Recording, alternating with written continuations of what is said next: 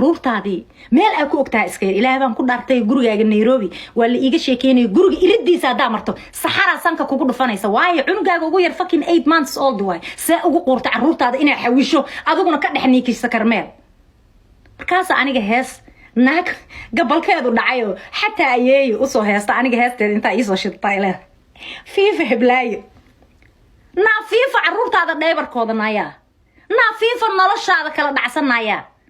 na fiifa you fiifa your life disaster life fiifa your him fiifa your problem naaya fiifa qabyaalada ku qaada kuma dhigto wasakh yahay marka waxa idin sheegaya ilma adeer riyaalo macaano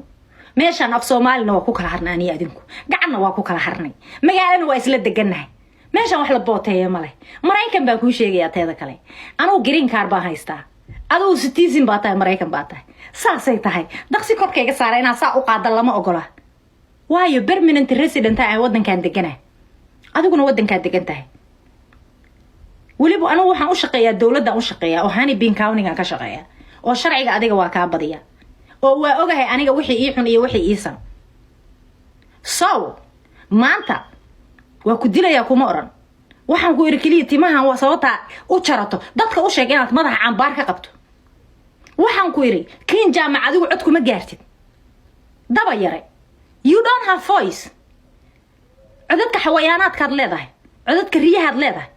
codkaaga kale waxa loogu talagalay kaniisadaha muusiga markii fanaanku uu heesayo oo muusiga la shido waxyaabaha ka dhaxyeera ma aragtay that's your voice vocal ma aha cod oo bass ah ma aha what kind of voice is that that's not vocal that's not ma aha cod weyn oo bass ah ma aha tuunka ka haysta anu garan waayay waa qoom soo socdo tuunkoodii baa ka heesaysa marka soo baxday baa nationality-gaaga 7 bilood lagu murmaayo saa u dagaalamayna xiiqnay annaga habareer waa gabadha haladay ilaahay baan ku dhaartay Ethiopian miya ma Soomaaliba ma Talyaaniga soo qaxa you don't know baa ka dhacday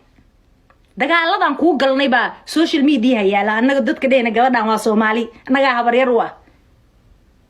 adigoo noloshaas aan kula soo maray maanta naagti aniga idaba mar lahayd oo rag igu soo faylin lahayd miyaa tahay mise naagti aniga idaba istaagi lahayd baa tahay